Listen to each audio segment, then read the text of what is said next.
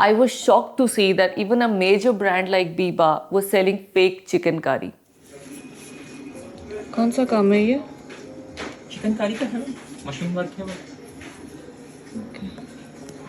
When I visited Lucknow, I was expecting the local shops to be selling replicas, but to see a mainstream brand do this was heartbreaking.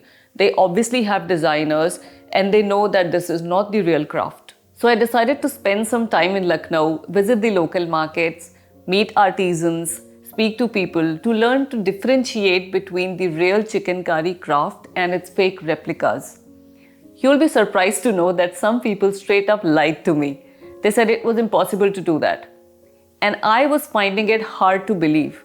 There had to be a way, right?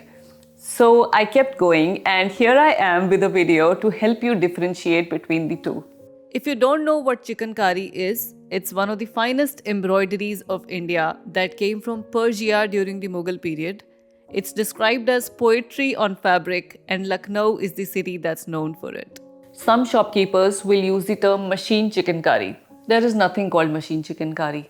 Chikankari is a handicraft that has a GI tag which provides legal protection to the craftsmen from imitation.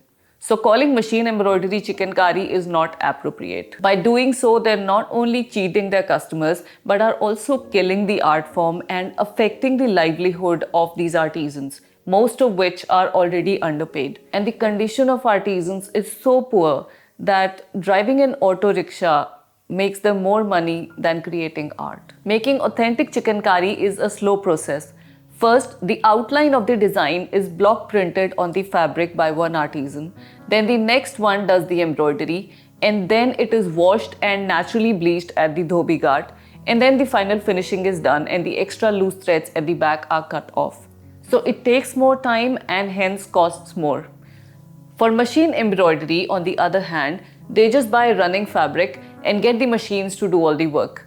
It's faster, it's cheaper, except it's not chikankari. So let me tell you a few tricks that you can use to avoid getting cheated. Real chikan embroidery will always have loose threads and knots at the back, and the pattern will look a little different than on the front.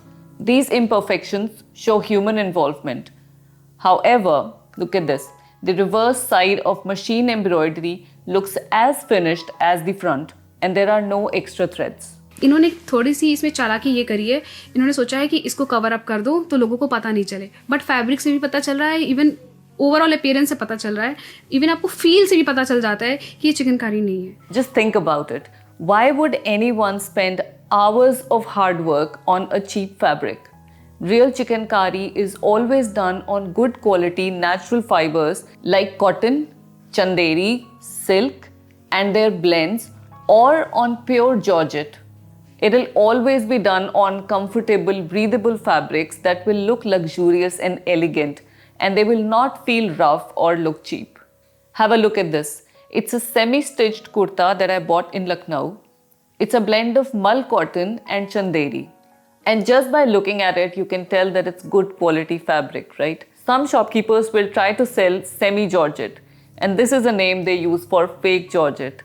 Pure georgette is made from silk yarns, and fake georgette is made from synthetic fibers. And the combination of two, or semi-georgette, is hardly used nowadays, and fake georgette is mostly passed off as semi. Sometimes you'll also see a tissue-like paper at the back of the fabric, which is also a bad sign, because when the fabric is not strong enough to hold the embroidery, this paper is used to hold the fabric together and prevent it from falling apart. जो embroidery है वो होती है heavy, और इसको support करने के लिए इन्होंने ये लगाया हुआ है कि अगर जैसे ये हटेगा ये थ्रेड्स भी हट जाएंगे, और ये फिनिश जो आपको लग रहा है ये एक वॉश के बाद ये निकल जाएगा. Check this out. This is called hakoba, many a times passed off as chikankari. Do you notice the repetition of identical motifs here? A machine can only replicate a few types of stitches. Even if they make a machine which replicates all these stitches, it will be very expensive and will defeat their number one purpose, which is cost cutting. And this is why the motifs in machine embroidery look uniform with no variation in the stitches. But if you look at real chikankari, you'll find a variety of stitches and motifs, All of these make one cohesive pattern. ये जो आप देख रहे हैं ये फंदे का काम दिया हुआ है, ये पेचनी का काम है, ये घास पत्ती का काम है और ये हटकटी आती है, ये जाली का काम हैगा और ये मुर्री फंदे का काम है मैम। ये हूल का काम है जिसे रोजन बोलते हैं, ये बिल्कुल बारीक पेचनी का काम दिया हुआ हैगा। ये देखिए ये एक तार से तागे का काम बना हुआ है। Also, these motifs are inspired by local elements. Artists find inspiration in their surroundings like the local architecture. Jali, which is the most intricate stitch of Chikankari, is labor intensive and therefore expensive. It takes inspiration from the Islamic architecture. It looks like a delicate net effect which is created by pushing aside the threads, and this creates minute openings in the cloth. Whereas in the fake copies, a separate synthetic net fabric is stitched onto the cloth. The necklines in some of these kurtas are inspired by the arches. There is a lot of nature-inspired motifs like birds, trees, flowers. We all know that Uttar Pradesh is a major mango growing region, and that's where the Keri motif comes from. So that's another way to find out whether the Chikankari is real or not. Often Chikankari comes with other embellishments like mukesh work, which is done by pulling a metallic wire through the cloth and then flattening it. And to replace this, the cheap copies paste sequins or other embellishments on the surface of the fabric, and you can clearly tell that they are pasted on the fabric and are of bad quality. The same goes for gotapatti as well. The cheap copies will have these fake embellishments which will feel like rubber on touching them. And this is one of the easiest ways to spot a fake Chikankari. There's another way that the shopkeepers might use to scam you by selling unfinished Chikankari. Both finished and unfinished are handmade, except in the unfinished one, the artisan is put under pressure by the manufacturer to produce a larger quantity, even if it meant compromising on the quality. आप सोचोगे कि कुछ कुर्तियाँ तो similar जो देखनी वो 300 की मिल रही हैं, कुछ 1000 की मिल रही हैं, कुछ 1500 की मिल रही हैं, पर जो प्राइस का डिफरेंस होता है ना, वो होता है क्वालिटी ऑफ फैब्रिक और क्वालिटी ऑफ हैंडवर्क।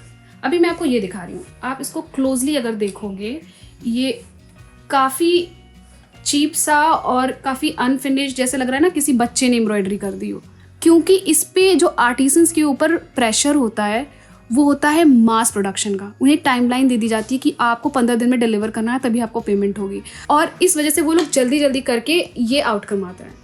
उसी जगह जो इस तरह की एम्ब्रॉयडरी होती है, आर्टिसंस अपना टाइम लेते हैं, उन्हें उनके ऊपर कोई प्रेशर नहीं होता और वो आराम से काम करते हैं। And while buying online, there's another scam that you need to be careful of.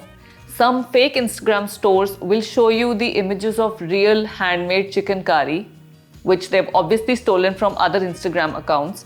But when you order, what you'll receive is a machine embroidery piece in bad quality fabric. And if you still can't spot the difference between real and fake Chikankari, then watch out for my Lucknow shopping blog, which is coming out very soon. And once it's out, I will link it in the description box as well. What would you rather have, quality or quantity? I feel like it's much better to buy just one piece but with original authentic craft rather than going for multiple machine-made cheap copies. Do you agree? Tell me in the comments.